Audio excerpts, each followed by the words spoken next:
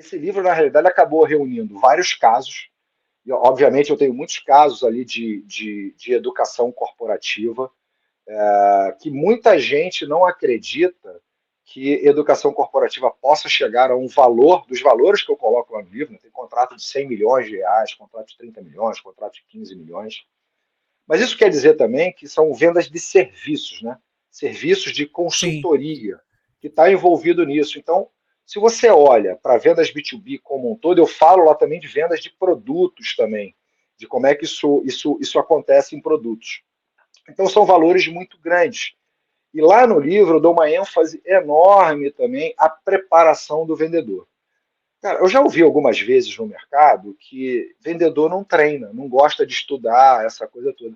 Isso é mentira, entendeu? O vendedor, ele gosta de estudar. Obviamente, quem não gosta de estudar, ele fica fora do mercado, ele acaba não se desenvolvendo, ele acaba não fazendo um negócio relevante.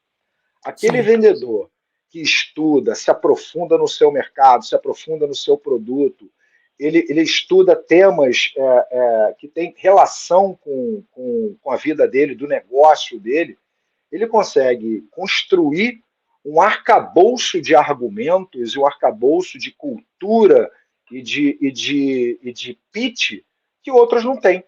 E aí ele acaba conseguindo chegar em resultados que a maioria dos colegas deles não consegue. Então, assim, o vendedor que estuda e se aprofunda e se prepara e é capaz de co-criar soluções com os seus clientes, seja em produto ou seja em serviço, porque hoje, quando você vai vender produto, você tem serviço atrelado. E você tem várias partes dessa comercialização de produto que você pode customizar, por exemplo, criar alguma coisa diferente. Você vai sim. entregar num lugar diferente, vai entregar de uma forma diferente, vai associar um serviço a isso, vai associar a manutenção, etc.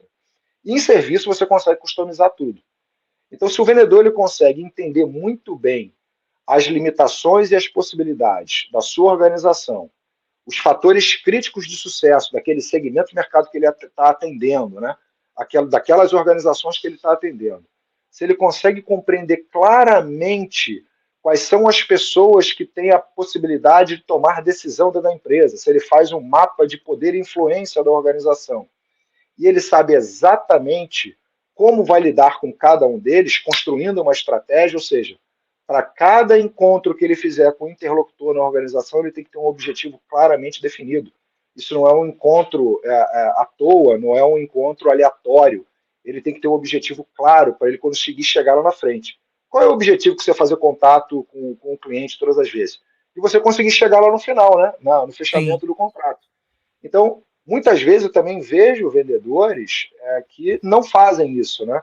Eles vão aleatoriamente e aí você acaba não tendo um desfecho e você prolonga demais esse ciclo de vendas porque você não tem isso planejado, né? Você não sai com isso em mente, né? Você constrói a tua mente para ter estratégia para isso.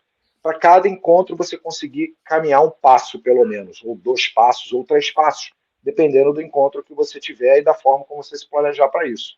Então, o livro ele vai te dar uma visão muito global de como o vendedor, de como o mercado se comporta, de como o vendedor tem que se preparar, de que maneira que ele tem que tá se colocando, como ele constrói um relacionamento, como ele gera confiança para que ele consiga ter sucesso e trazer contratos mais relevantes, com maior valor, entendeu? Que ele consiga ter uma boa remuneração com isso, que a empresa e o mercado como um todo o enxerguem como uma joia, né?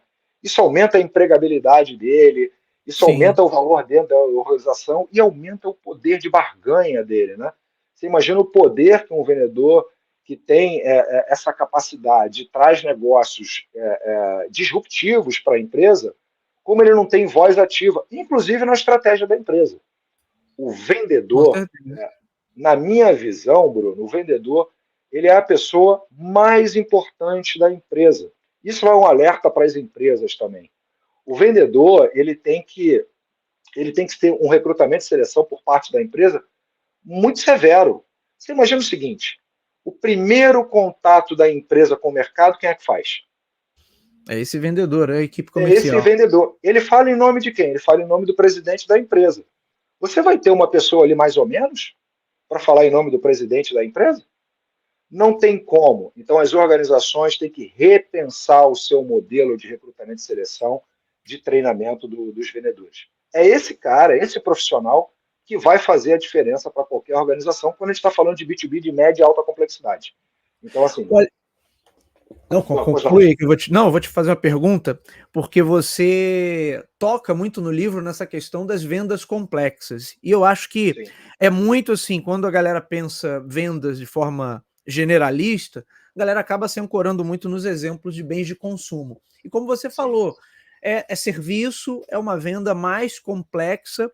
Então, eu queria que você falasse um pouquinho mais dessas vendas que são processos mais complexos e as principais diferenças de uma venda mais orientada a serviço de uma venda tradicional, que seria no B2C ali, uma venda de bens de consumo, porque exige uma abordagem muito diferente, né, Alexandre? Eu vejo assim, na realidade eu posso até falar como exemplos de próprio B2B mesmo, né? Então, as vendas de baixa complexidade, quais são as características dela? Normalmente são só transações. Vou te dar um exemplo. Uma empresa quer contratar a ferramenta Zoom. Então, ele vai lá no site lá da Zoom, vai lá, é um B2B, não é? Ele vai lá, a empresa vai lá e contrata em nome da empresa a ferramenta dele. Acabou. Aí eu quero contratar um curso para o meu funcionário. A empresa vai lá, naquela escola, vai lá e contrata um curso para a escola dela. E por aí vai. Então são vendas simples. Aí o que você precisa ter ali invariavelmente, que é o que a gente faz? Você tem ali um atendente que normalmente vai tirar uma dúvida em relação ao contrato, em relação ao pagamento, em relação às ferramentas que estão disponibilizadas, em relação às características que você está comprando, se você pode mudar esse plano, se não pode, em quanto tempo. É mais ou menos para tirar dúvida, né? Então você tem as vendas B2B, essas são transações que têm curto prazo, baixo valor, sem customização.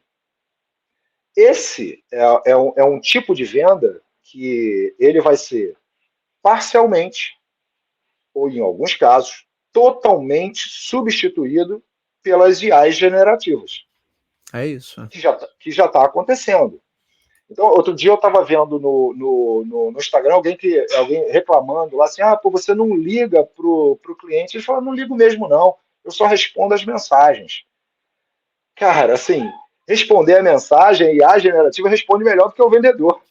E está com tudo na ponta da língua. Está com tudo na ponta da língua, está tudo programado. Então você deixa tudo programado ali, ela vai respondendo tudo, e você bota o chat GPT ali, então, com todas as informações que tem, ele vai aprendendo, inclusive com as perguntas que ele vai recebendo. Então, daqui a 30 dias, 60 dias, 90 dias, ele é um tremendo de um vendedor.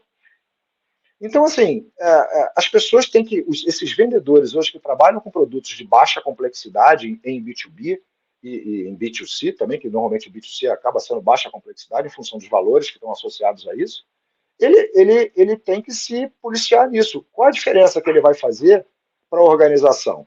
Se ele tiver taxas de conversão maiores do que a IA, aí ele vai fazer diferença. Como é que ele faz isso? Todo mundo fala assim, ninguém liga mais. Liga sim. Eles não sabem a diferença. É o seguinte, quando você manda uma mensagem para alguém, quem é que tem o poder da mensagem ali? É a pessoa que recebeu a mensagem. Ela vai ignorar, ou vai responder, ou vai deletar, ou vai fazer outro. Concorda comigo? Você enviou um e-mail para essa pessoa, é a mesma coisa. Você ligou para ela, ela atendeu, quem é que tem o poder? Agora inverteu, né? Inverteu o poder. Então você tem o poder ali de tocar a conversa dessa maneira. É a mesma coisa que a gente está fazendo aqui. Esse podcast, a gente está falando junto aqui. Se ele consegue fazer também uma conferência de imagem e voz com esse cliente, nossa, ele ainda está dizendo o seguinte para esse cliente: olha, tem uma pessoa aqui, desse lado aqui, para te dar suporte. Eu existo, eu não sou robô. Até porque hoje todo mundo desconfia se está falando com robô ou não, né? Que hoje está muito difícil, às vezes, de você identificar quem é quem.